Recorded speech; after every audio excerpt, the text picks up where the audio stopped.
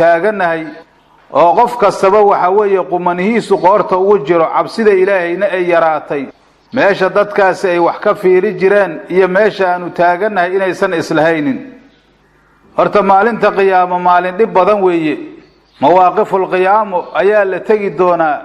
wax la yiraahdo ahwaalul qiyaamo ayaa jira qiyaamadu shadaa'id fara badan ay iska leedahay ilaahay marka uu tilmaamayay waa tou dhahay yawma yafiru almar'u min akhiih waa maalin qofku uu walaalkiis ka cararaayo wa ummihi wa abiihi hooyadiisi aabihiisa uu ka cararaayo wa saaxibatihi wa baniihi zawjadiisi iyo caruurtiisa uu ka cararaayo waxaana ugu wacanowdha ilaahay likulli imri'in minhum yawma idin sha'nu yughniih qof kasta waxa weeye maalintaas waxaa haysta sha'ni oo qayrkiisa inuu fiiriyo ka deeqaaya oo asaga ayaa markaasaa dhibaato fara badan iyo mashaakil fara badan ayuu ka hor muuqdaa dadkan marka kala cararaaya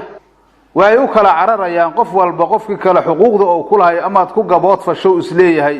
markaasaa saasay u kala cararayaan shidada markaasi jirta ayaan la isxasuusanaynin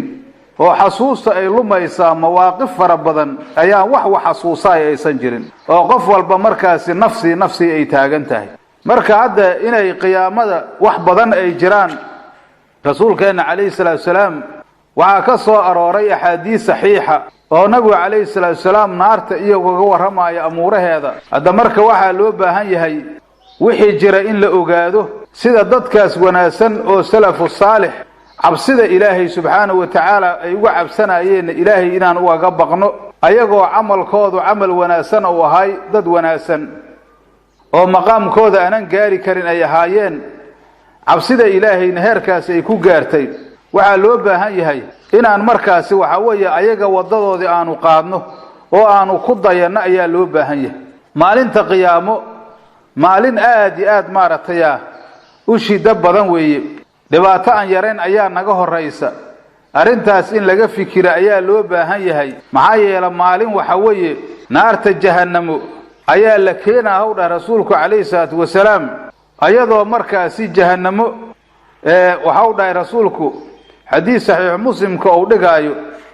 waxa uu dhahay rasuulku yu'ta bi jahannama yawma idin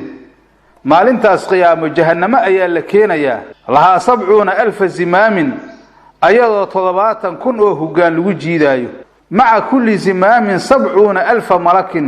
halkii hoggaana 70,000 oo malag ayaa yajiruunaha jiidaaya maxsharka qiyaamada ayaa la keenayaa markaasay waxay u soo fakanaysaa dadka ahlul maxsharka oo carada ilaahay ay ku dhacday gaalada iyo munaafiqiintii iyo dadkii jabaabirada ahay ayay u soo fakanaysaa naartu waa tawdha ilaahay kallaa innaha lada nazaa'atun lishawa tad'u man adbara wa tawalla wa jama'a fa aw'a waa tawdha ilaahay subhanahu wa ta'ala markaas ayaa xarkahaas ayaa lagu celcelinayaa ayadoo markaasi dadka kufaarta intaan maxsharka lagu kala xukumayma meeshooda inay ku gubta doonayso marka waxa la rabaa in la ogaado wax laga baqo inay naga horeeyaan oo ilaahay subhanahu wa ta'ala asagoo naxariis badan haddana ilaahay cadaabkiisu inuusan sahlanayn oo dhibaato fara badan ay jirto laakiin hadda anagu waxaan rabnaa inaanu baranno dadkeeni wanaagsanay oo salafu saalix cabsida ilaahay meesha ay ka joogeen waan hadda aanu soo qaadanaynaa xadiis rasuulkeena calayhi salaatu wasalaam ayaa maalin wuxuu akhriyay inna ladayna ankaalan wa jahiiman wa da'aaman daa qussatin wa cadaaban aliima asagoo ilaahay naarta ka warrama uu dhahay agtayna waxaa yaal xarko iyo jahiimo iyo dacaam lagu marganaayo iyo cadaab aliima oo loo diyaariyo gaalada ayadaas nabigeena calayhi salaatu wasalaam akhriyay wa kaana waraa'ahu xamraan ibnu acyun nabiga gadaashiisa waxaa jooga marka nin saxaabi oo la yiraahdo xamraan ibnu acyun la yiraahdo fakharra maytan radiyallahu anhu Allahu akbar xamraan markuu maqlay aayadaas waa dhacay isla markaasna horayuuba ka dhinto naftii abadiisaba cabsida markaasi gashay ayaa markaasoo la dhacay markaasaa waxaa la arkay isagoo meyd hal ah mada hada aayad quraan iyo xadiis nabiga calayhi salaatu wasalaam ina dhageysano miyaa maartay asaas noqonayna xagee saameynteenu xagee joogtaa ilaahay ka cabsido alla ka cabsido xagee joogtaa aayadaha quraanka bacdu saxaaba wa taabiciin iyo dadkii salafu saalix dad badan ayaa u dhintay aayado quraan hoy dhageysteen dad badan baa la miir dabooli jiray dad badan baa ooyintooda aysan go'i jirin ayagoo ilaahay subxaanahu wa tacaala ka cabsanaya in qofka mu'minka ah oo baqo waa loo baahan yahay oo markaasi uuna noqonin qof isdhigtay qof mustadraj ah